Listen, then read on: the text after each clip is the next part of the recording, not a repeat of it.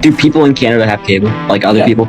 We keep this up in the playoffs. I don't care. And at Chili's. Is it a Chili's? At Kyle's? Achilles. Finally. You don't know that? Fuck you! Get this guy the fuck out of here! Alright, well, coming in at number 5, I got Anthony Stolars. Now! Jets are winning the cup! Thank you for watching and listening. Hello, everyone, and welcome back to another episode of the NordCast. It is Thursday, October 23rd, 2025. I am your host here, Nordic 97, joined with Carter. Carter, how are we doing? Doing pretty good. Had a pretty chill week so far. Nothing too crazy for me lately. Just kind of spent a lot of time relaxing lately, and just chilling. Jays are in the World Series, I guess. I didn't even know that. I didn't even catch the game. But no, it was it's pretty awesome. Definitely didn't drop like $1,000 this week. No. Why would I do that? That just seems pointless and so unworth it. Like, who would want to see George Springer hit a home run, a 3-run shot to go up by 1 in Game 7 in the 7th inning? Who would want to see that? That's so boring, man. Baseball is so boring. Dude, baseball sucks. Who even likes baseball? Yeah. We also got Jack here. Jack, how we doing? Doing good. Bulls openers today. My girlfriend is devastated that Andre Drummond is no longer on the team. That's her favorite player. So, that's heartbreaking, actually. Yeah, I know. Actually, I'm going to be honest, Jack. That's breaking news to me. I had no idea. She found out, and she almost started crying. So. Oh my God! No, I'm kidding. But she's pretty sad about it. Oh man, is she a big basketball fan? She'll watch the Bulls if they're on, but she's mainly baseball. It's such a boring sport. It's boring. I know. Right? It's so boring. We'll get into. So for those who don't know, Carter went to Game 7 of the ALCS. We will talk about that after everything else today. But first off, we got to talk about the other team in Toronto. So the Blue Jays are doing awesome, obviously, but the Maple Leafs are not. That shouldn't surprise anybody. These two teams are never good at the same time.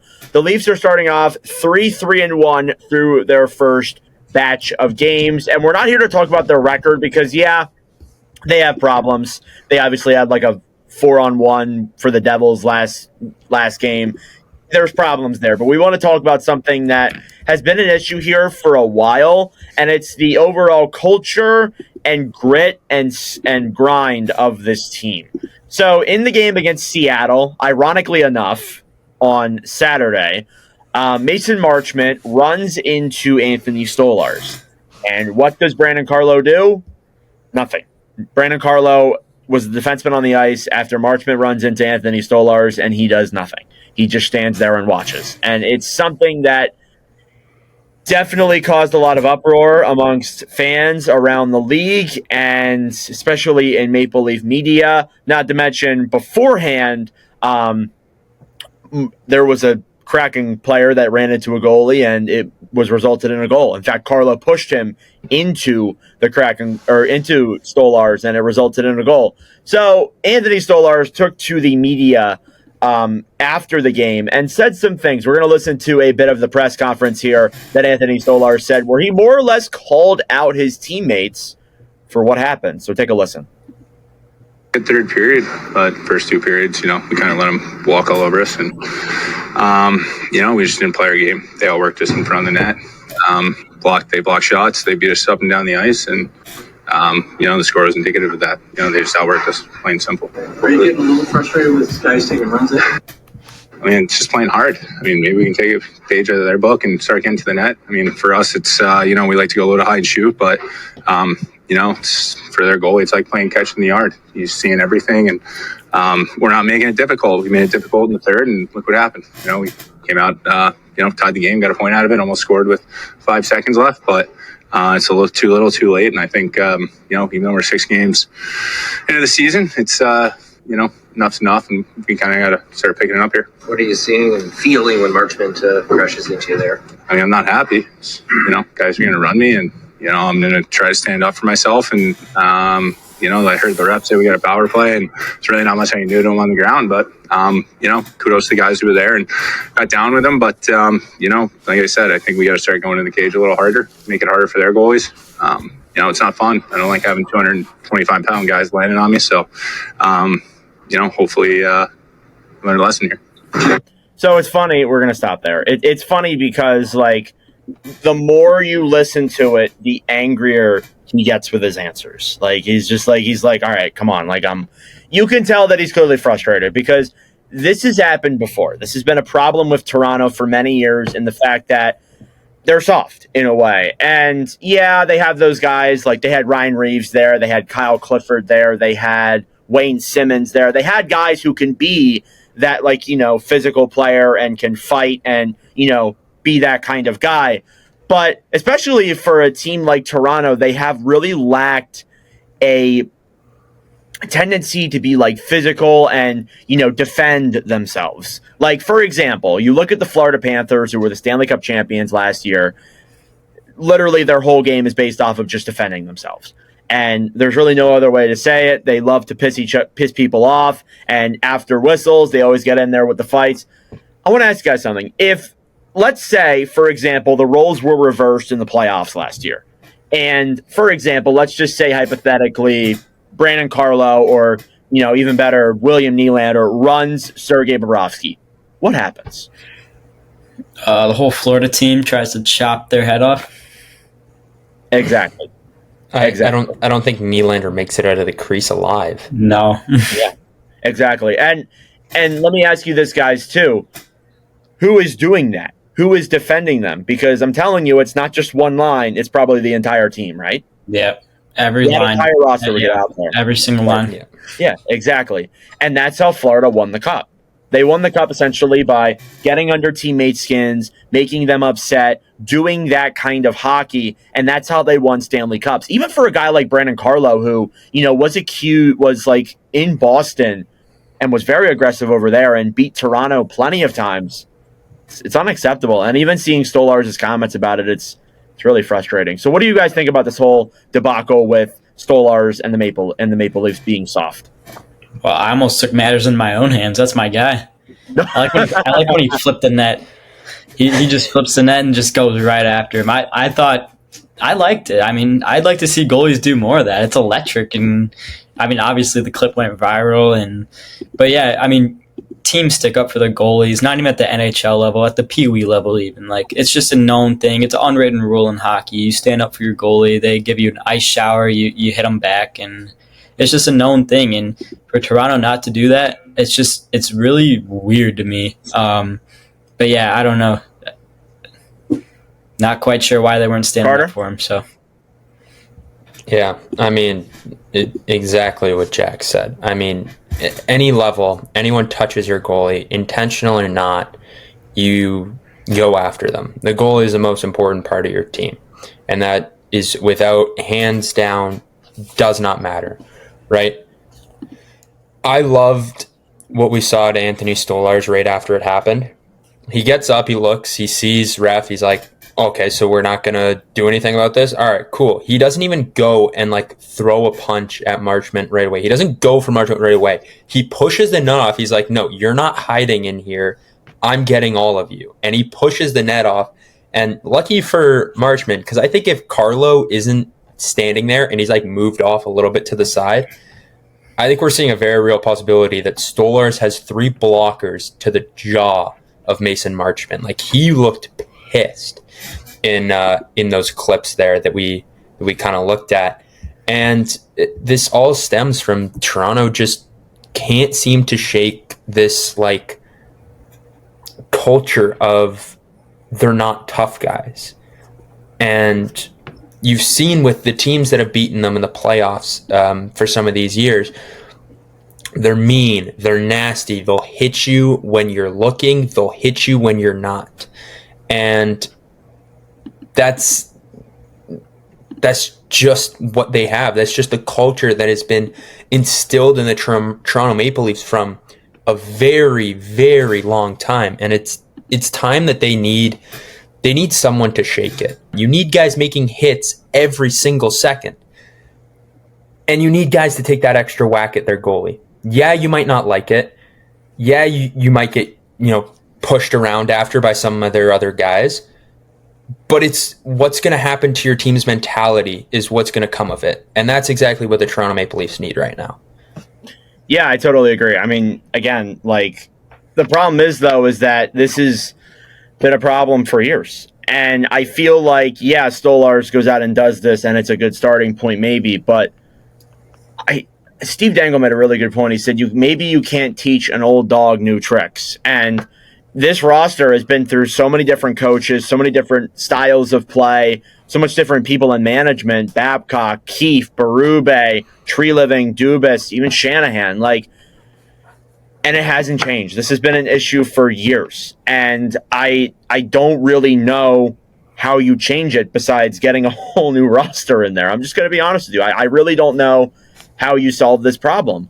Because, again, it's the same roster, more or less. Marner's not there anymore. And maybe Marner was a big part in it. He wasn't exactly the, strongest player in the world or that kind of guy. But they're still having this issue. And I feel like, again, other teams see this and they're like, hey, it's open season. Let's go run their goalie again and again and again and again. And I thought maybe they would improve in the following game. They didn't. They were absolutely awful against the Devils.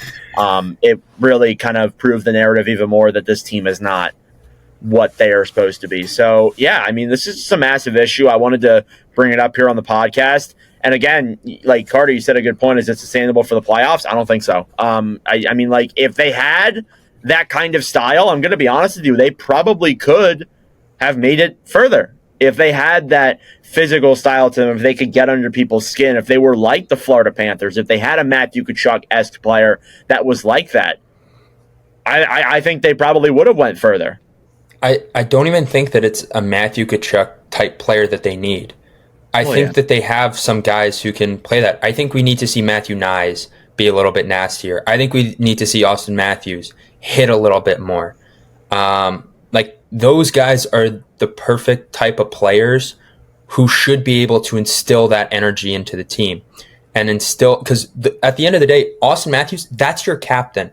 You follow what the captain does and everything. It doesn't matter whether you're a first line guy or a fourth line guy. It doesn't matter. You look to the captain as who are you going to follow? And it starts with him. He's got to make some more hits. I think that's a big thing. You want to know why I like Robert Thomas and those guys so much is because they hit, they score, they pass, they do everything. You can't when it comes to playoffs, and especially at any point in hockey, you can't just be one or two dimensional. You have to have every single part working together. And that is how you build a good, well-rounded team. Like Matthew Tkachuk, he might never win an Art Ross, but he will go down as a 2+ time Stanley Cup champion. He will go down as the focal point for the Florida Panthers. There's probably more guys who are like that, but they might never win a Rocket. They might never win an Art Ross, a Hart Trophy. But you know what they could win? A Conn Smythe. Well, let me round this off with you. Do you really think that Matthew Tkachuk or anybody on the Florida Panthers gives a shit about the individual awards? Well, that's exactly my point. Exactly. Who the hell cares? You won a Stanley freaking Cup. It's got to be a point of emphasis. When kids go to sleep at night, are they dreaming of winning Rocket Richards, Art Rosses, Hart Trophies? Every kid when they go to bed, dreams about a Stanley Cup. That's it. That's the only trophy anybody should care about. That's the difference about the sport of hockey. The goal is just to win a cup. That's all you want. That's a good point, Carter. And as I said, it has to be a point of emphasis. This part of this is on the Toronto coaching staff. You got to work on this in practice. You got to teach it to your players. You got to tell them this. Even Bedard said, we're not taking any shit this year. What are the Hawks doing? They're first place, or not first place. They're first wild card right now. I know it's early, but they're 3-2-2 and exceeding expectations. So, yeah, Chicago ain't taking shit from anybody. They have those guys too that can, be in the net. It's a well-rounded team. You go and watch any NHL game. Tonight you got Detroit and Buffalo or Minnesota, New Jersey. You watch any of those games, you're going to see, after the whistle, if, let's just say, for example, a player just, tries jabbing at a rebound on a goalie and touches him, you're going to see players go up and defend him. I feel like I never see that in Toronto. I barely see that with the Maple Leafs, and I agree. It's definitely it's on not just the coaching staff, but it's also on the players too. It's not acceptable the way that they're playing hockey. So we'll leave it at that. But Toronto, they're soft, and I feel like that's not a surprise to anybody. But it was really a big point of emphasis this past week. Okay, moving on. Then we got to talk about our favorite team, one of the most fun teams in the league, kind of, I guess, the San Jose Sharks. So the Sharks are winless this year. And that shouldn't be a surprise. They always start out the year winless. The problem is, though, they have a streak that spans back to March that they haven't won a game. So their last game was a 6-5 shootout win. Guess what? Against the Toronto Maple Leafs, because of course it was, in Toronto. And then their regulation win, their last one before that, was a week prior, the 22nd, against the Bruins. So keep in mind, since then, they've played 17 games. They have 12 regulation losses and 5 overtime losses during that stretch. Now, again, there is a full summer and Stanley Cup playoffs in between that, obviously. But 17 straight losses, man. Like, we always talk about San Jose being this fun roster, but my God, they might be further away than we think. Yeah, they might be, and that kind of shocks me that they haven't won a game yet. But they should be in it for McKenna. Obviously, that'll obviously help them a ton if they did get that number 1 overall pick. But yeah, like, it almost feels like they're purposely doing it at this point. Last night they almost came back against the Islanders. I watched the end of that one. Ton of chances. Celebrini looked good. So they almost forced OT in that one, but yeah, just not a lot of positives. And the coach, his comment, that was pretty funny, and then he had to apologize for it. Yeah, that was weird to me. I'm like, why? Yeah. I'm like, it was obviously a joke, guys. Like what?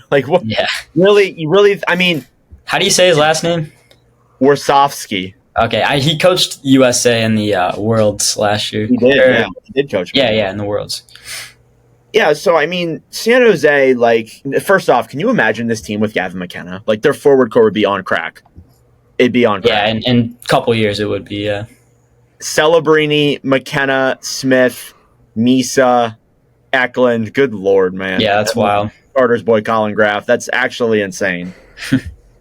Carter. He scored. I don't want to hear any Colin Graff slander. He scored last night. No, he did score. Yeah, I want to give him credit. But good. Carter, what is your evaluation on San Jose's massive losing streak here? Dude, I don't know, man, because like I feel like we're going through the same thing that we went through that I've gone through with the Anaheim Ducks, where I'm like, dude, like this team looks so good. Like they have to like this team's good. Like they're young, their stars had like great years previously. Like Macklin Celebrini, he's still having a great year. Don't get me wrong. But like we were looking at him last year, like, man, this kid is going to be something special. And he is looking very special. Will Smith started looking very good at the end of last year, and he's kind of picking up where he left off. But I think that we were expecting a little bit more. And I'll get back to Will Smith real quick.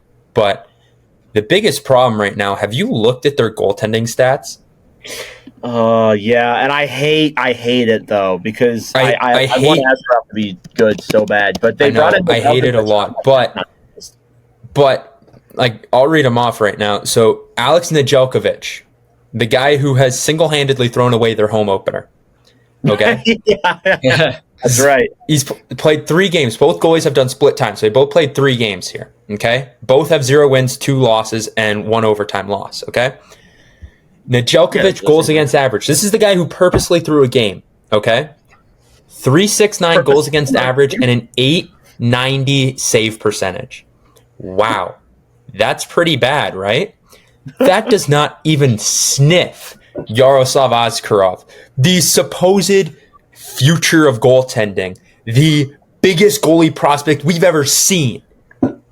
Not actually, but we're going to say this anyways. What?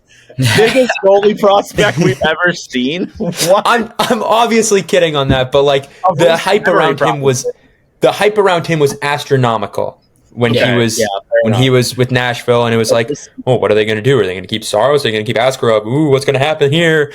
Yeah, I think Nashville made the right call here. Askarov has a 5.72 goals against average and an 8.38 save percentage. 5.72, man. That's like in 3 games played. In 3 games, he's at 6 goals against. Almost. That's horrible. That's horrible. Well, I gotta defend my guys here. You can defend this? Have you looked at that blue line though? Let's be fair here. Have you looked at that blue line? It's not. Yeah. Okay. We can talk about the blue line here. We could talk about the blue line. Do you want to get into the blue line, or were you just saying? Yeah, sure. Nick Leddy -5, Mario Ferraro -5, Klingberg -3. Oh my God, it's brutal. Yeah. You know what? Yeah, that does make sense. And we could also look at it as Alex Nedeljkovic -11, Yaroslav Askarov -17. I understand their defense has been bad. I gotta watch a little bit more of the Sharks before I can really give a full opinion. But if I'm just stat watching right now, dude, that looks so bad for the goaltending. And especially seeing how the first game went with Alex Nedeljkovic between the pipes, you just got to think that the goaltending has just been horrendous all season. I'll have to watch some highlights of the San Jose Sharks, and we can get back to this next week if they're still winless, and we can get back to what their problem is. But as of stat watching, this looks like the goaltending is horrible. Yeah, I mean, it could be both, to be honest with you. I think it probably is a little bit of both. But it does suck because, again, I'm not surprised Nedeljkovic is not playing good. I'm not surprised about that. No, I'm more surprised that it's Askarov with the 6 goals against average. Yeah, exactly. Even last year, he had a below 900, but he wasn't bad necessarily. It's a little surprising. But, just by that remark, I'm not surprised that they haven't started off their year that great. But, man, we always say, and I had San Jose above a team like Chicago, which is looking pretty stupid right now in the overall standings. Yeah, we really shouldn't have been surprised by this. Not to mention, they're putting a lot of their young players in key roles. They have, again, Celebrini, Smith. You have that whole young roster up there of players. Their defense hasn't been that great. Sam Dickinson's been a little bit rough. But again, when you have a blue line of Dmitry Orlov, Nick Leddy, Vincent Desharnais, John Klingberg, just basically all of the NHL rejects are on this blue line. What did you expect? It wasn't going to be that good of a defense regardless. So, I'm not really surprised by that. But 0-17 is wild. All right. So, tomorrow, or I guess today when you guys listen to this, they are playing the New York Rangers in Madison Square Garden. The Rangers have 1 goal at home.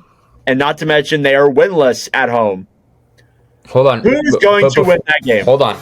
Before we say this, can we give a quick shout out? They are not the record holders. Congratulations. They are not. Yes. Congratulations. Of course, they score under a minute in. Yeah, you knew that was going to happen. They weren't going to. Yeah. No. We should have bet on that.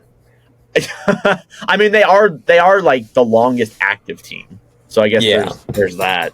And then they ended up not scoring again for the rest of the game. Mm-hmm. Drop your predictions. Who's winning tomorrow?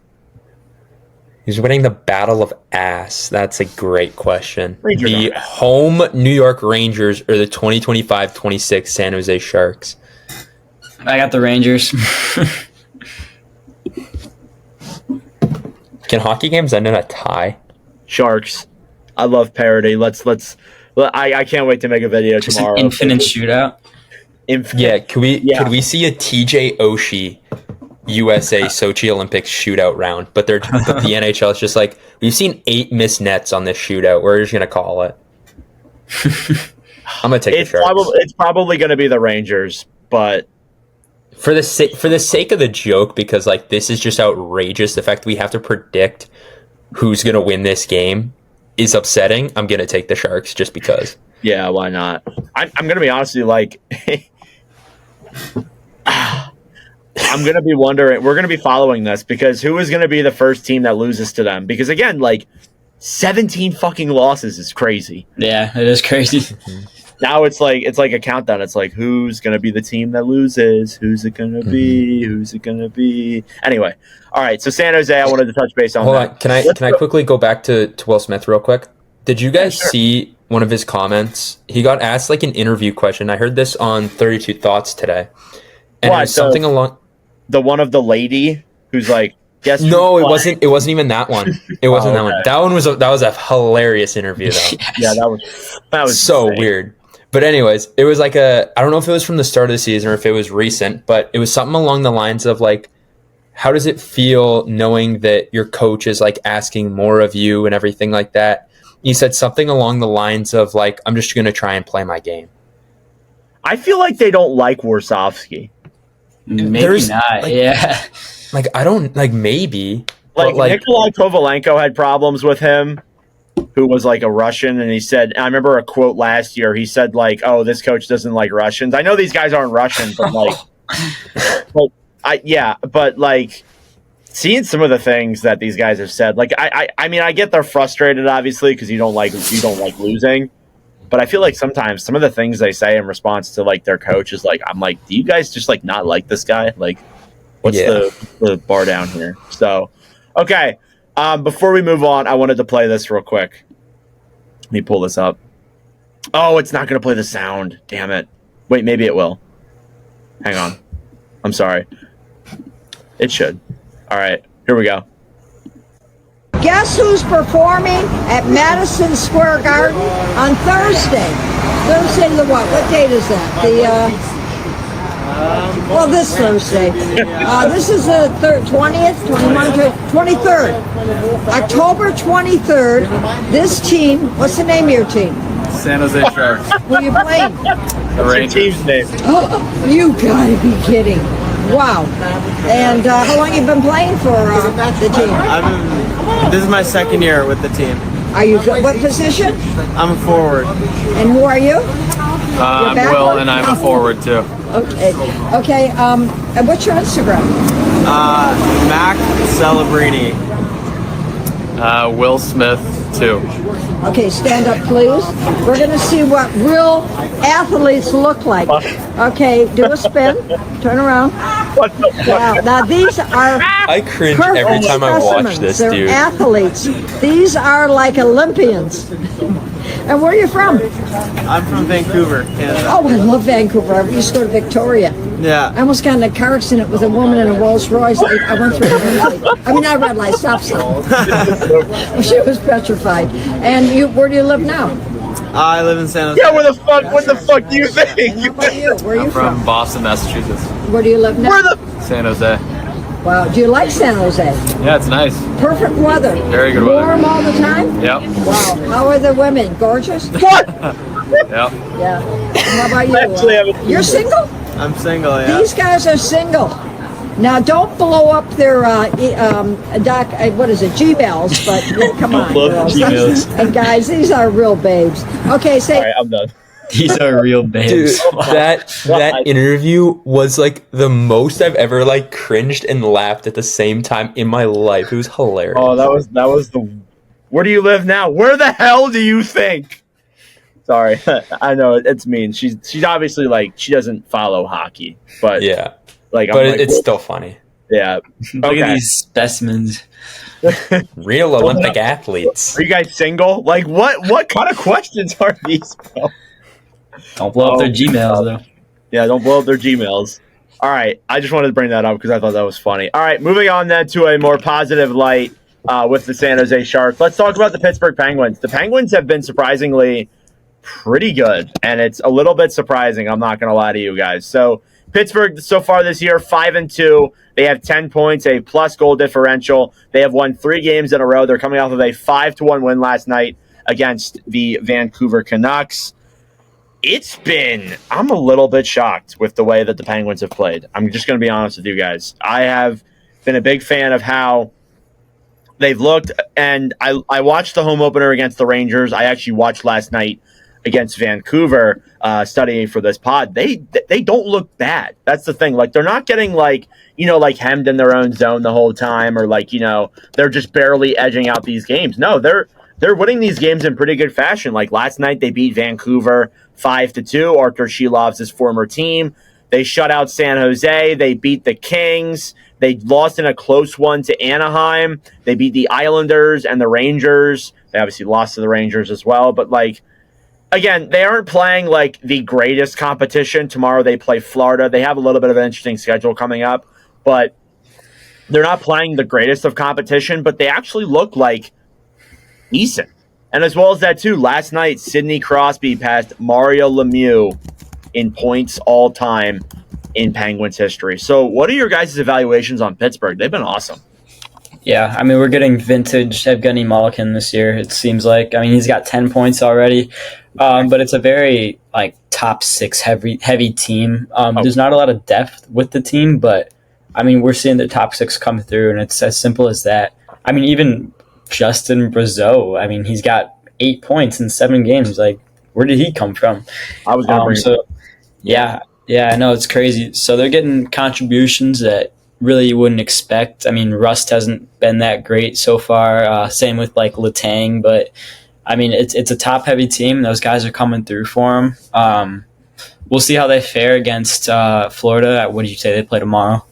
Yep. I think that's when you can go, like, if they're legit or not. But, yeah, I mean, impressive start. They looked good last night against Vancouver. So, Carter. Yeah, What was the biggest problem with Pittsburgh last year? Goaltending. Can you read me off their goaltending stats right now? That was literally the first thing I was going to get into. You absolutely read my mind, because this is one thing I think I ripped on a lot last year. You did. Yeah, we all did. It was horrible. It was brutal. Yeah. So this year, goaltending, Shelovs, congratulations to him. He's back. He's back. Calder Cup champion. He's got 3 wins, 1 loss. He's got a 2.25 goals against average and a 9.19 save percentage. Really freaking good. Tristan Jarry, he looks like he's back too, which is surprising. He's 2-1 with a 2.35 goals against average and a 9.22 save percentage. So the goaltending has been, like, back, which I think was one thing that was holding Pittsburgh back last year from being competitive. And I think that maybe I should have taken a look at it this year and been like, well, I mean, if their goaltending gets back on track, and maybe if, you know, they get one more good run out of Malkin and Crosby, like, they could be, you know, in a fight for something here and not fighting for first place, or not first place, like first overall. But I didn't really think of that, because I'm like, man, everything has to go right, and I just really wasn't impressed with the goaltending. But I mean, Shelovs has looked amazing. Like, he's looked so good this year. I've been very impressed with him. And I mean, like, again, as Jack said, we're getting vintage Malkin back. Like, he's looked unreal. But I mean, we had the same thing last year with him too, right? Didn't he have like 22 points in, like, he had something. He had some other good start to the season last year. So it's going to come down to, again, is like, He had a good start to the year last year, yeah. Yeah. So it's like, it's going to come down to, can Malkin sustain it this year? Because we know Crosby's Mr. Consistent, right? Can Malkin sustain this? Can Brazeau sustain this, right? But even if they don't, but we're like, okay, well, if they can't, like, that kind of sucks, but maybe they drop down a bit. Can we see Erik Karlsson lift his game up? Can we see Chris Letang lift his game up as well? And that could keep Pittsburgh in a fight for maybe a wild card spot, we could see, right? So, I mean, if the goaltending can stay consistent with how it has been this year, which I don't think it will, to be honest. I think maybe if they have both their goalies, I think above a 900, I take that as an absolute win for the Penguins, and I think that they could maybe be fighting for a wild card. But, I mean, they need everything to kind of keep trending how it is. It can dip a little bit, but as long as it gets back to a bit more of a linear path, I think that they could make some noise in a wild card spot. I with how the season started, I don't see that being out of the question. Not to mention, they still have, like, their IR has some players still on it. Like, Kevin Hayes, he's not the same Kevin Hayes that he once was, right? But he's still a good depth piece that you could add to your third, fourth line, even second if you wanted to, right? Rutger McGroarty, he's a very talented prospect. He's still there. Like, he could definitely help. Say, huh? Yeah, it really is. So let's move past that. I didn't want to talk about it too long. I was just going to say he could be good on your third line. Third sucker. And like they still have Howe Blomqvist, who he's a goalie, but like still, even Blomqvist is out, and he could even end up if someone goes down. I think he's still a reliable backup, right? So they still have some guys that I think can help make some noise. On top of that, if Matt Dumba and Clifton can start, like if they can end up getting out of the press box and getting some ice time. I mean, they have so many good named guys that we've seen play at such like great levels who they can get on the ice, if they can showcase their skills and go back to it. Pittsburgh, I think, just needs to turn their age clock back a little bit for a lot of their old guys, and they'd be amazing. But I think that things can go right for Pittsburgh here. Like, I think they could make a wild card if their goaltending stays how it is, because I think the offense can sustain what they're sustaining, but it's just going to come down to the goaltending. Artur Shilovs was traded to Pittsburgh this past offseason for Chase Stillman and a 4th-round pick. Stillman so far this year has been down in Abbotsford, has 1 assist in 4 games. Is that the worst trade of the offseason for Vancouver?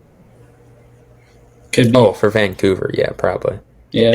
Or is that like one of the ones you look at overall and it's like, man, was that the biggest steal of the offseason? Is a better way of asking that question. Yeah, you just got to see how it plays out. It's still early, but yeah, it's definitely on my radar. So yeah, it's definitely up there for sure. Again, Carter, you made a good point. Like, is this going to be sustainable? Probably not. I mean, that's just the truth. I don't think this is going to sustain itself. Unfortunately, as much as I love seeing guys like Crosby, Brazeau, Malkin playing at this level, I don't think it's going to stay that way. Again, they haven't really played that high of competition. The best team they've played, to be honest with you, is probably the Canucks last night. Or maybe the Rangers, you could argue. They haven't played anybody legitimate. They're playing Florida, which they have struggled a little bit. There's some things going on there in Florida that are definitely going to need to be discussed at some point. But regardless, I don't think this is going to sustain itself. But we'll see. Let me ask you guys this, though. If it does sustain itself, is that good or bad for the future of the Penguins? That's honestly pretty bad. It is. It's bad. It's bad for the future of the Penguins. But I think that if they can stay in the fight for a wild card, I think that would make Evgeny like hockey fans excited, because it means Evgeny Malkin's getting a chance to fight in his last year. We're getting to see one last potential run for Sidney Crosby. They just can't barely miss. That's the thing. Mm-hmm. You either have to be low in the East, or we need you to be in that second wild card spot and give a team hell in the first round.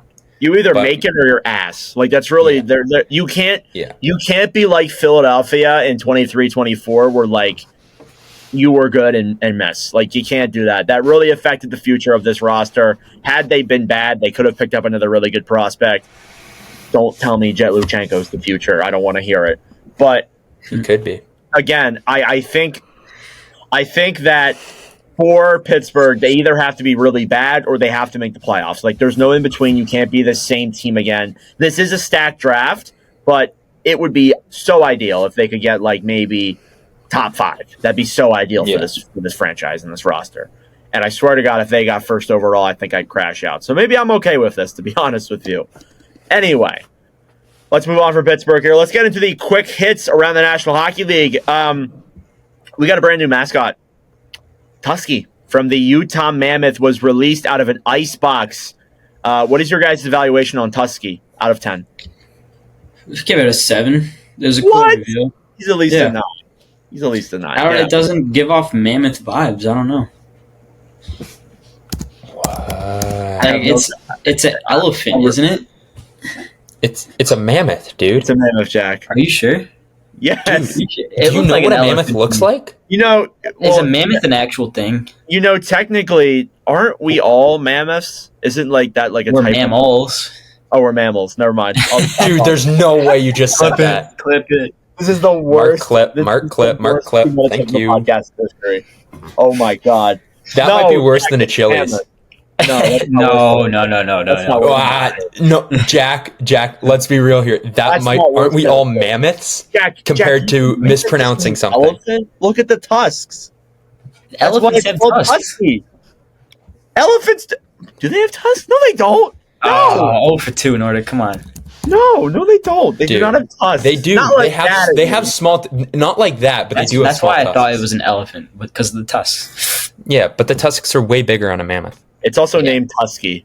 So, Tusky. oh my goodness. Okay. Yeah. All right. It's okay. Carter, It's Carter, okay, guys. We're all mammoths. We're fine. Yeah, we're good.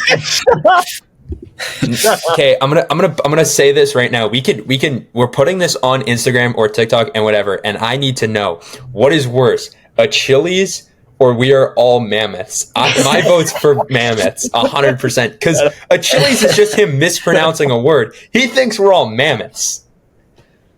Shut up. What even is a mammoth? I don't even know. It's an animal. Is it an actual Us, animal? we're Is a mammoth an animal? Is that real? It's extinct now, but yes.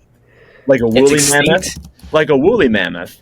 Mammoths don't Oh, okay. like a woolly mammoth. Like the mammoth from Ice Age. I Yes, forget That's his it. name.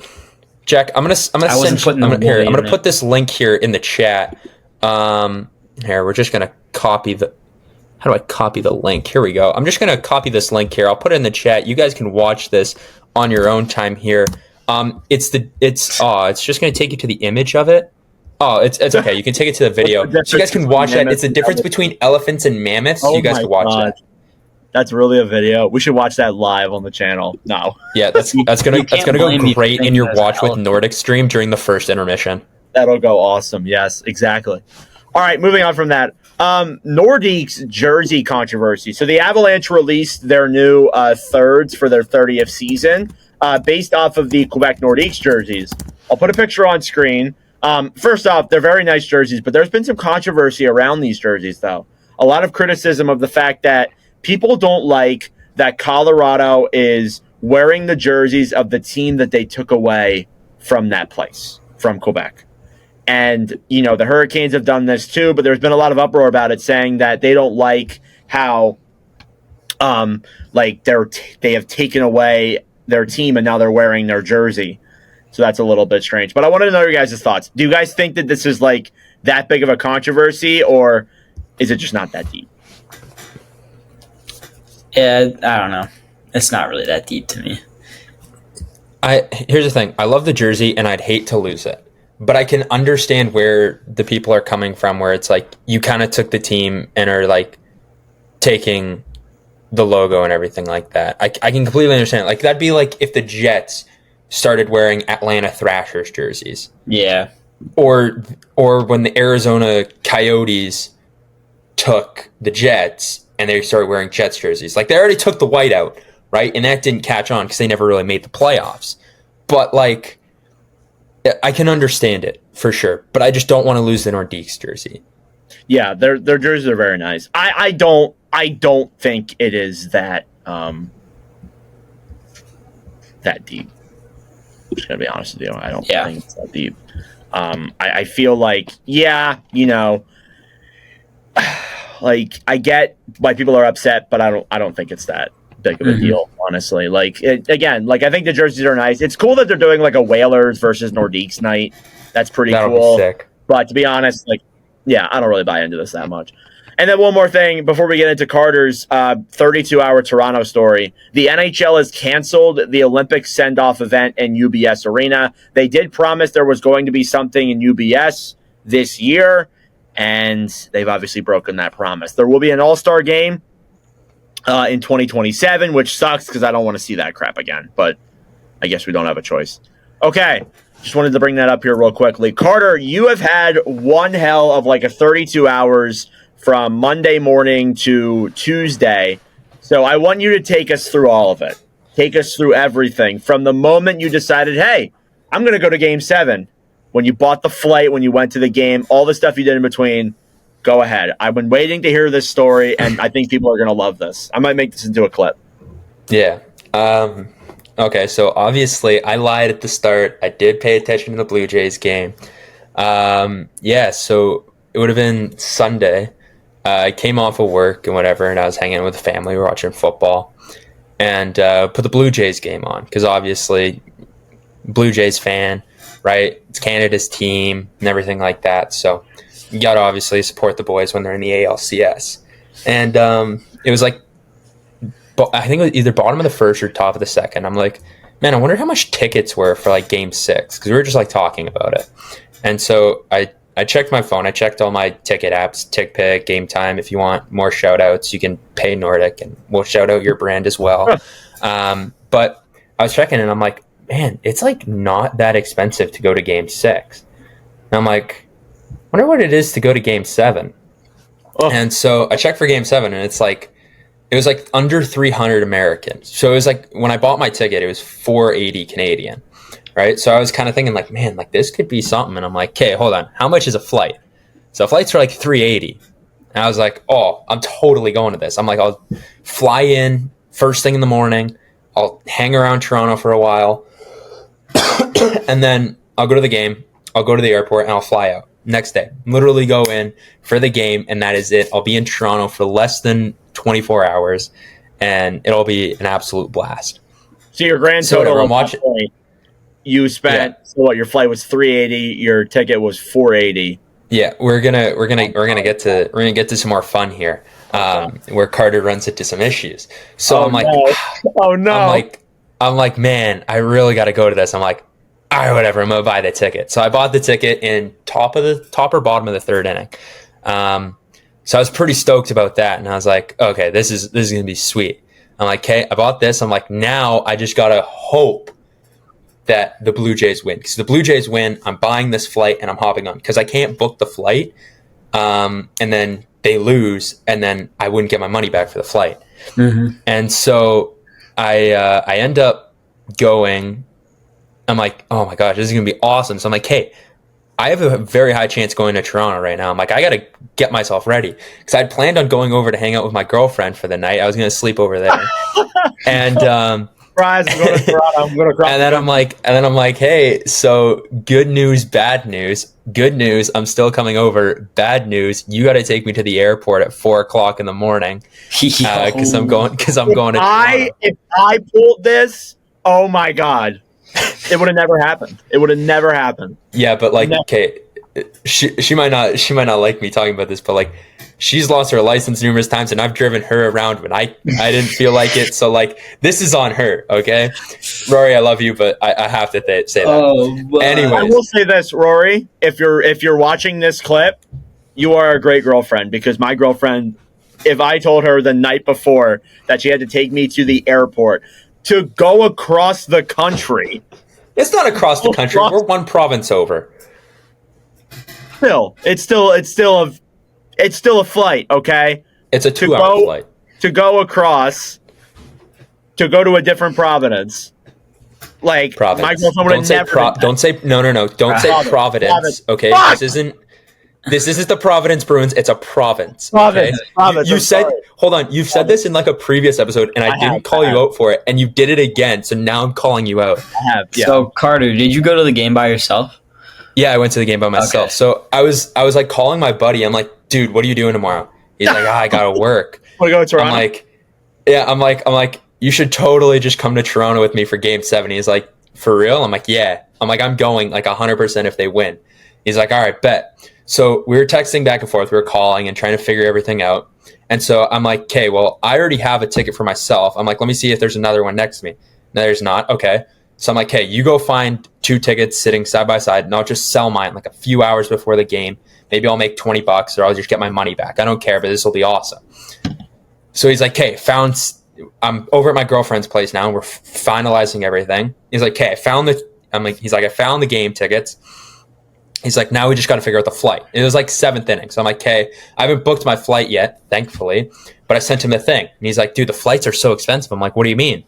I'm like, here, I'll send it to you again, thinking that I sent him like the wrong link or something like that, or he just clicked on Expedia and was like on something else. And he's like, dude, you have the date set wrong. I'm like, no, I don't. He's like, yeah. He's like, you have it set for November 3rd to 4th. I go back to Expedia and I click. I'm like, oh my gosh, I had the wrong dates. I clicked the right dates. $1,400 to fly down to Toronto. I was like, I'm like, oh, there's no way I'm going to Toronto anymore. I'm like, I can't spend this. No. I can't. there's not a world where I spend this. So I'm like panicking. I'm like texting my dad. I'm like, yeah, I don't think Toronto's happening. Like, I can't spend $2,000 for a 1-day trip to go to a Blue Jays game. As awesome as it would be, I can't do it. And so then we're figuring it out. We're checking the cheapest airlines we can. I'm checking so many different things. Find a website, Flight Hub or whatever. I click on it. I find tickets to Toronto. I'm like, holy crap. This is like almost the exact time I was wanting. It's an hour and a half later. I'm like, this is perfect. $700. I'm like, okay. It was like $780, right? So I'm like, okay, bottom, boom, boom, boom, boom. I'm like, holy shit. I booked my flight. I have my ticket. I am going to Toronto tomorrow. It all happened so fast. Like within 3 hours, I had planned Toronto, but there wasn't really a plan. It was just get there, do whatever till the game, and then go home. Do whatever till the game. Yeah, and so whatever. I go to bed and I'm like excited. I had like 8 alarms set because I'm like, I'm not missing this flight. I had my phone alarm set. I had my watch alarm set. I had my girlfriend's phone alarm set. I was ready to go to that. I was so excited. So wake up, go to the airport. I only had 4 things on me. I had my phone in one pocket. I had my wallet in my other pocket. And on the Lulu pants, they have like, or on the shorts, they have like a zipper on the side. So I had a power bank and my AirPods in there. That was all I had. I had nothing else on me. It was wallet, phone, AirPods, and a power bank. So if all my stuff was on my phone, my ticket to the game was on my phone. My flight was on my home. I had literally everything was on my phone. So I had one rule. I'm like, I cannot let my phone die. If my phone dies, I am fucked. Like that's it for me. I can't do anything about it. So it was pretty stressful trying to manage phone battery. But it was okay. I've never walked through an airport faster because I already checked in on my phone. So I literally just had to show the lady my ticket on my phone and go through. I didn't have any bags to check.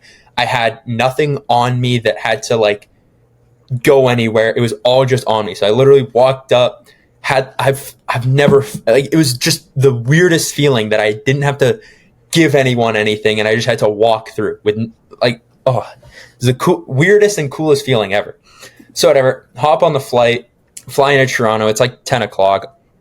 I'm trying to figure out how to get to Union Station because they got like a train that takes you straight from the airport to Union Station. It's like right downtown pretty much. And so I hop on this train, I get downtown, and I'm like, okay, now what do I do? I'm like, it's like 11:30 or might have been like 11 o'clock. And I'm like, man, I have 9 hours to kill and I don't know what to do. So I'm like, well, whatever, we'll figure out what I'm doing. So I went to an aquarium. I went to Ripley's, Believe It or Not aquarium. It's a huge, don't even laugh, dude. This aquarium is sick. Oh my gosh. It is pretty awesome. I don't want you dissing Ripley's aquarium. Nor do I see I'm not. you laughing It's just, too. I can't picture you going to an aquarium just by yourself. It's just funny. Dude, it's so weird. I'm like 20 years old and like there's a bunch of like parents with their little kids and I'm just there by myself. I don't even have anyone with me. You should have just started talking to the fish and be like, what the hell is wrong with this guy? He's talking to the fish. Dude, I started tapping the glass at some sea turtles and I swear someone took a video of me. Oh my God. Not actually, but whatever. So I'm at this aquarium for like 2 hours and I'm like, okay, well, I got to figure out what to eat. So I text my family. I'm like, hey, what do I eat right now? I'm like, I'm starving. Like, because you're in Toronto, we don't get a lot of the same foods in Winnipeg as they do in Toronto. Because Toronto's like its own different breed. So I ended up having Shake Shack, and I haven't had Shake Shack in a long time. I love Shake Shack. I had Shake Shack the other week at the Flyers game. Oh my gosh, they have a stand in Xfinity Live. That's Shake Shack. I haven't had that in forever. Oh my gosh, I haven't had Shake Shack in a long time, and it was unbelievable. So had my Shake Shack. Then I'm like, okay, well, Hockey Hall of Fame's pretty close. So I'm walking towards the Hockey Hall of Fame. All of a sudden, I check my GPS. I'm like, oh, I'm going the complete wrong way. I had just walked past 3 people doing crack. I'm like, I don't want to go back the same way. Yeah, just completely out in the open. They had fucking pipes. Wow. Where? It was like it's in the middle of like Toronto, downtown Toronto. Oh, that makes sense. Wow. Yeah, you think I was in rural Toronto? No, I was in downtown, dude. So, anyways, I ended up walking back to the Hockey Hall of Fame. I kill like I kill like another 2 hours there. So I'm like, okay, well, it's like 2-3 o'clock. I'm like, all right, I should start walking back. So I walk back. I'm like, oh, that's right. I wanted to see the CN Tower because it was cloudy before. And then it was like all nice and sunny. Because I'm like, okay, well, I'm like, it's supposed to clear up. So I'll come back to the CN Tower before the game. So I went to the CN Tower or whatever. Keep in mind, I haven't charged my phone once yet. My phone's at like 20%. So I'm like stressing right now because I'm like, dude, I'm not going to be able to take any videos of the Blue Jays game. Like, this is going to suck. And so I go up to the top of the CN Tower. And as I'm going towards the elevator that takes you up, they have these like rented chargers. I don't know if you probably have them in the States, I'm assuming, because you guys are so technologically advanced. But you like tap your card or whatever, charger pops out, you can charge your phone. So I was like, oh, this is awesome. Like, I'll just sit up here at the top of the CN Tower, charge my phone for like 2 hours, and then go back down.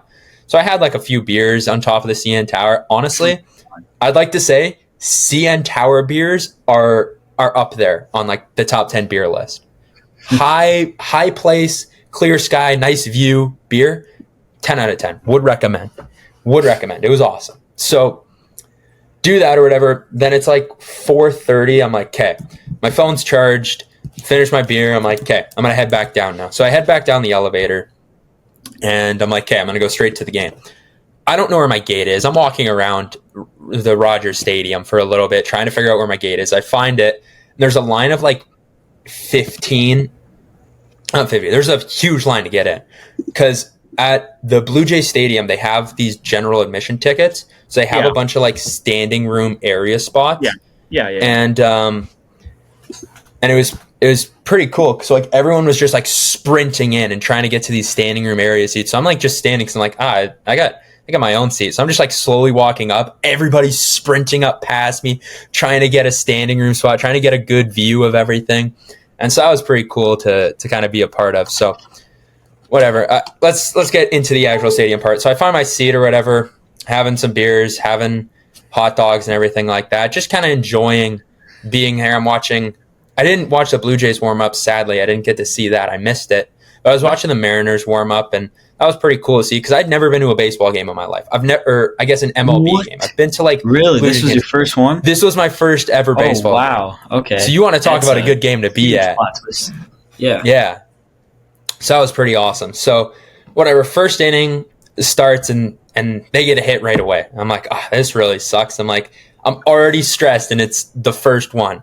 And then they scored. I'm like, okay, down 1-0 first inning, but I'm like, it's okay. It's first inning.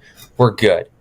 Then, of course, top of the order for the Jays come in. Boom. They score. We tie it up 1-1. I'm like, okay, I'm feeling calm now. We got the energy back. You know, Rogers Center. Is it Rogers Center? I don't even remember. Yeah, Rogers Center. Rogers Center's rocking. I'm like, this is going to be a good time. 2 innings later, home run. Okay, this really sucks. Was it? I think it was a Rosarena. Yeah, Rosarena, I think, had a homer. It was Julio Rodriguez. Yeah, he hit one. Yes, it was Rodriguez who had it. I get those two mixed up sometimes because they're both like fast and like pretty freaking good, and they both play in the outfield. But whatever. So Julio Rodriguez hits a shot, and I'm like, damn, that really sucks that my first home run was from a Seattle Mariner. But okay, that's fine. I'm like, it's third inning. Like, we're fine. Was it the fifth? Yeah, it was the third inning. And I'm like, okay, well, this is fine. So Blue Jays can't really seem to get anything going. The guy I'm like talking to the guy next to me a little bit, and I'm like, dude, like they got to get something going here, man. Like they got to hit some bats. Like just do it. Fifth inning comes up. Cal Raleigh's up to the plate. I've never been more scared for an at-bat than Cal Raleigh, who didn't get a single hit last game, went 0 for 2 so far through the game today, and he's at the bat. I'm like, he's getting on base here. Like there's no doubt about it. He's putting barrel to a ball and it's gone. And he did. He homers, and Blue Jays are now down 2. And that was where my feeling towards the Jays kind of crashed a little bit because I was getting nervous at this point. Yeah, I'd be the same way. So I was shaking, I was trembling. 7th inning comes, and honestly, one of the all-time great moments of my life. Addison Barger, I think he's become my favorite Blue Jay. I love Addison Barger. He's going to be my next. He's going to be my next jersey, dude. He's so sick. So he gets on base, takes a base on ball, really good. IKF comes up. And I was like literally yelling. I'm like, dude, there's no way we don't have anyone better for this situation right now. I'm like, come on. I'm like, he hasn't gone on base much. He's a bunt merchant. I'm like, dude, just please get on base. Hits a beautiful single. I'm like, I will never say another word about you ever again. Like my trap is shut. And then Jimenez comes up and I'm like, okay, well, this could be. I said in the group chat, I said, please lay down a bunt here. Yeah, I knew because those two guys have been like consistent when it comes to laying down sack bunts. Yeah. And so I'm like, dude, he's going to bunt this. Bunts it. Perfect bunt. Everyone advances. He gets out. He almost could have beat it too. He was pretty close to that. But I was like, okay, this is pretty good. We're in a good spot. I'm like, all right, here we go. George Springer's up. And I wanted to record this so bad. I wanted to record his at-bat because I'm like, dude, something's got to happen here. Like, there's no way nothing happens here. Like, this is George Springer with two guys in scoring position. This is where he shows up. If he even just gets on base, the chances of us getting 1 or 2 runs is very high. And on top of that, we were only at 1 out, which means we had Lucas and Vladdy up. So even if he gets on base, as long as Lucas doesn't ground into a double play, Vladdy's up to bat, and I trust Vladdy a lot in that situation too. And of course, the George Springer shot, unbelievable. I've never been more hyped for a moment in my life. No Jets goal has ever topped that for me being like as hyped. That was after the win.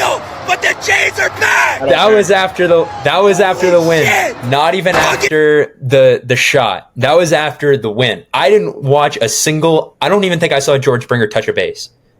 As soon as he made contact with the ball, my eyes were on the ball, and afterwards it was screaming with everyone around me. That place went bananas. The loudest building I've ever been in.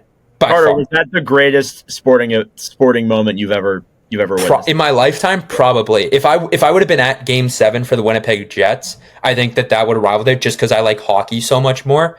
But because I wasn't there for that game, that is the greatest game I've ever been at in my life.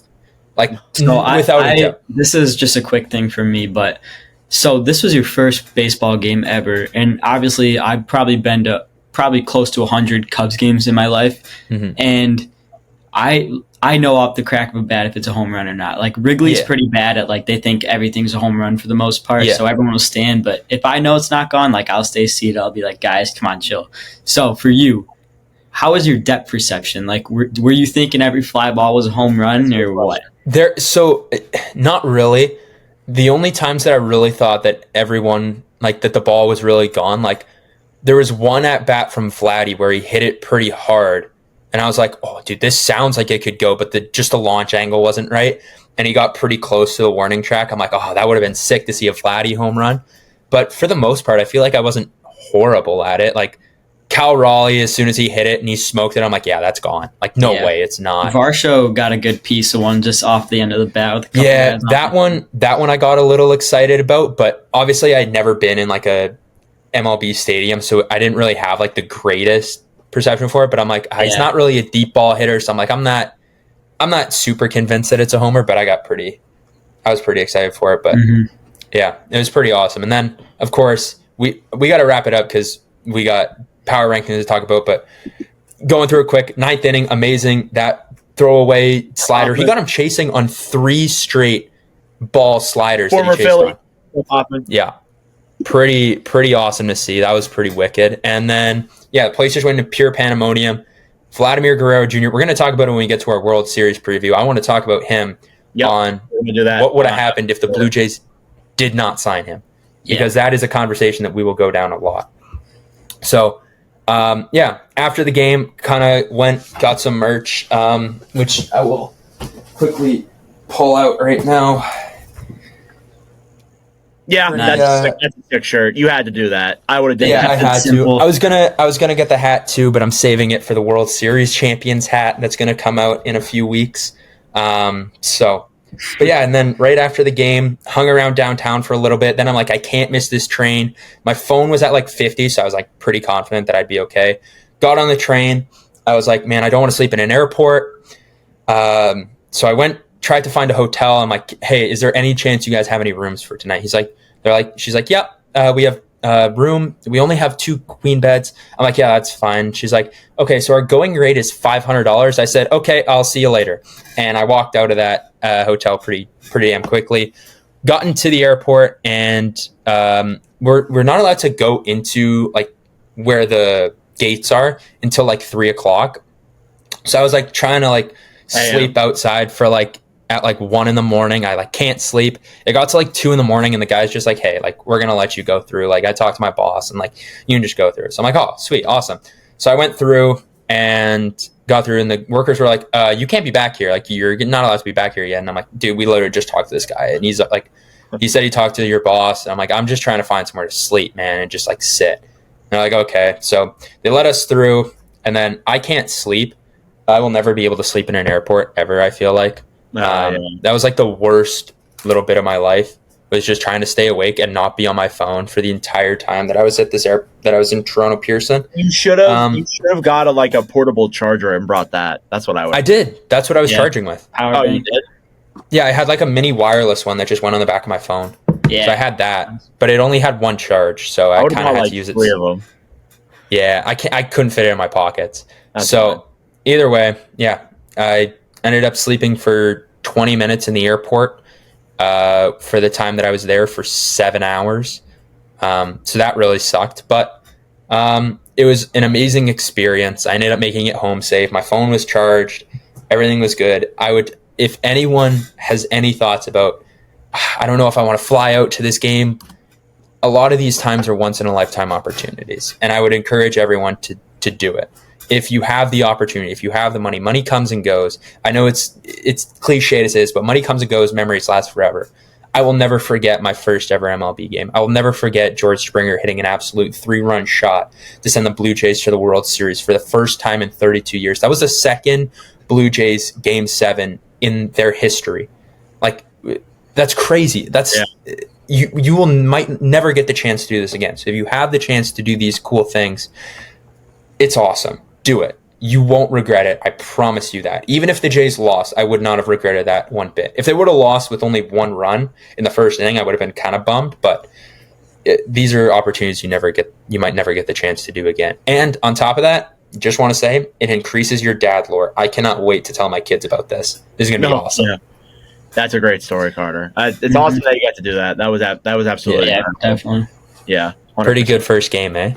Yeah, that was awesome. I will say this: like, it's great, and you definitely should do it, but you better freaking hope your team wins, because otherwise, it hurts a lot more spending that amount of money for them to lose. So there you go. So we got bad news. We lost Jack. It's a tragedy. He's gone. His Bulls. And for some reason, it's dark outside. It's also dark outside. Yeah, we took a little bit of a break here at a live stream at 7 p.m. my time. So we're gonna wrap up the podcast. We just kept messing up the power rankings. Yeah, we kept messing them up.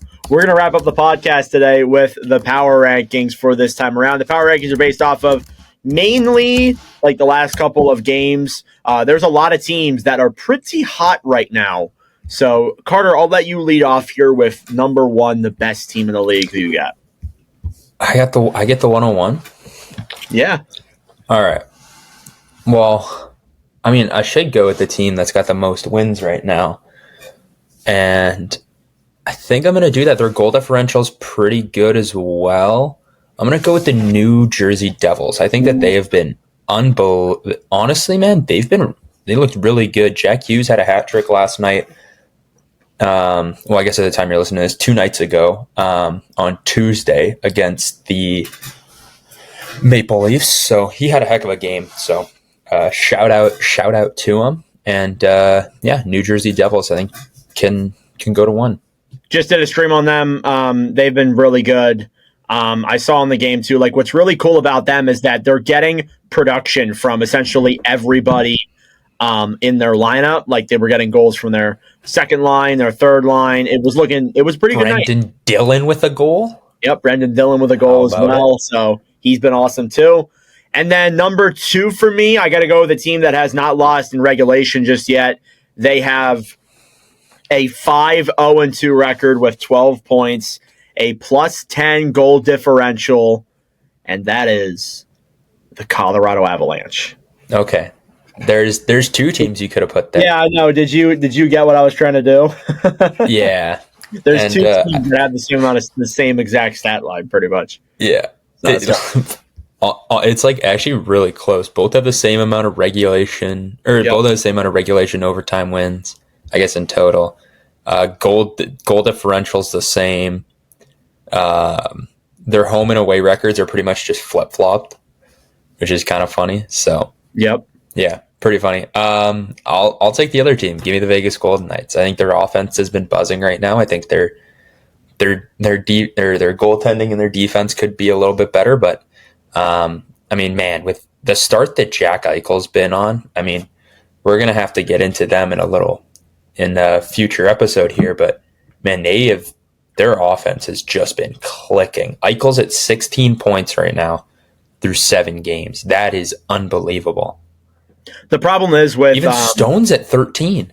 Yeah, Stone's doing really good. The problem is with Vegas is that Aiden Hill is week to week, but Akira Schmid's been great for them. He has looked good. Yeah, Vegas got to go there at number 4. Number 3. Number 4, now this time around, is your Winnipeg Jets. The Jets have won 5 games in a row. There's multiple teams that are looking pretty hot right now, and Winnipeg is one of them. They have beat Calgary. They have beat Philadelphia. They've played some pretty good hockey here as of late. Connor Hellebuck looking like Connor Hellebuck. I like what I'm seeing there for sure. Number 5, Carter. Oh, man. I got a little bit of a tough one here. Yeah, now you got to do the tough one. So Detroit just lost to Buffalo, so now they're 5-2. Just keep that in mind. Oh, they just lost to Buffalo. Yeah, they just lost to Buffalo. They actually fall in the standings. Wow. Okay, I was probably going to pick them, but I did not see that they lost to Buffalo. Man, how about it? As soon as we make a podcast on Buffalo, they rattle off. They go 3-1 in their next 4 games. Make it make sense, dude. I hate podcasting for that one reason. I hate podcasting. It sucks. I'll go with the team that I think was the last one to be undefeated before their last game. Give me the Carolina Hurricanes. Yeah. They just fell. Who'd they fall to yesterday? Vegas. Oh, they didn't play? Vegas. It was on Monday they played. Yeah, they lost to Vegas pretty handedly. But, I mean, they've still looked really good. And I'd like to say this here and again. I'd like to remind everyone that the Seth Jarvis agenda will continue to be pushed. 6 goals right now through 6 games. 9 points. The Seth Jarvis agenda is here to stay. But they have a great test tomorrow against Colorado, so that'll be a good game. I think that's definitely one that everyone should want to catch. Well, I guess today by the time you're listening to this. Definitely. Yeah, I totally agree with that. Number 6, I am going to go down the road of the Pittsburgh Penguins. 3 wins in a row. We talked about them today on the show. They have been pretty impressive with the way they've been winning games. Artur Shilov's been phenomenal. And I mean, yeah, just go listen to the Penguins segment of this podcast. That'll explain more of what we're talking about here. Mm-hmm. Number 7. Yeah, number 7 here. I am going to go. I'm going to take the Utah Mammoth, I think. Ooh. I'm going to go with Utah. They've got 4 straight. My brother. They're looking pretty good right now. I'm going to be honest. They just had a nice overtime win over the Colorado Avalanche. They're undefeated at home. Nick Schmaltz having a heck of a year. 4 goals, 6 assists, 10 points. Clayton Keller, consistent as always, 2 goals and 7. And I think their goaltending's been pretty solid too, right? Or am I wrong? It has been pretty good. 16 goals so far through 7 games, not half bad. Yeah. I'd like them to have a little bit more scoring, but I mean, they're starting to figure that out though a little bit more. They are, and I think that win over Colorado is definitely a big one. Yeah. Totally. And especially having a 6-3 win over the San Jose Sharks is a lot of goals in the back of the net. Yeah, for sure. So that definitely helps a lot there. Number 8 for me, I'm going to go with. They're up 1-0 against Calgary right now, so I won't. So I'll go with them here. They're 5-2. It's Montreal. I think Montreal has looked good. The problem is with Montreal though, and the reason why I am not fully bought into this season just yet is because you look at the opponents they've played. They haven't played anybody that's like really significant besides Toronto, and they lost that game. Apart from that, they've played the Rangers, they've played the Predators, they've played the Kraken.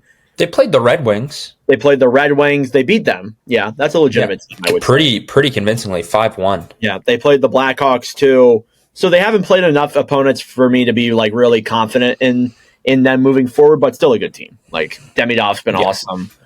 They are made for those big time moments where, let's say they're down 2-1 late in a game. Like they are made for those moments. It's nothing. It's I don't know if like being dramatic is the right word, but they love that drama in Montreal when it comes to games like that. How about Zachary Bolduc, man? He's been nice for them, man. Oh yeah, he's come in clutch. So what do I got? I got number 9. Yep.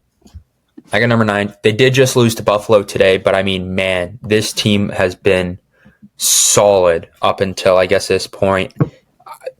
Huge shout out, Emmett Finney. He's having a great rookie year.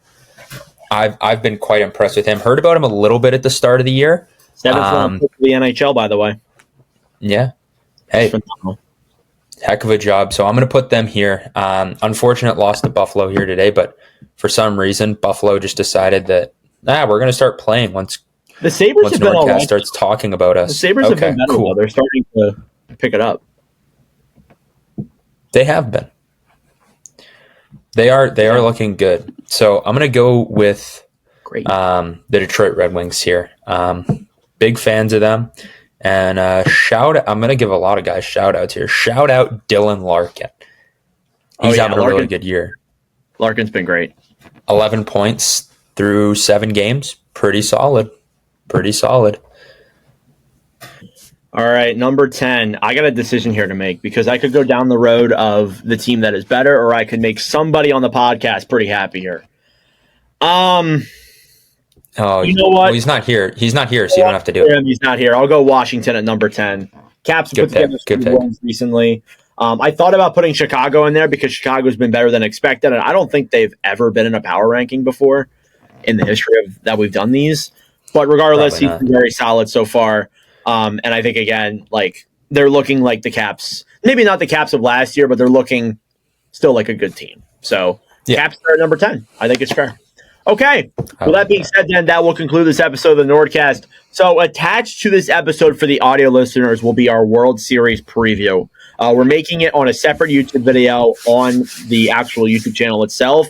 But for the audio listeners, I'll have the World Series preview attached to the end of this one. So hopefully I remember to do that. But I'll write down a sticky note just to make sure, because I know I'll probably forget. There's so many times where I say I'll do things and then I just forget to do them. So and you don't do it. I'm going to write this down. All right. Thank you all so much for watching or listening. We'll be back next week, and we'll see you in the next episode.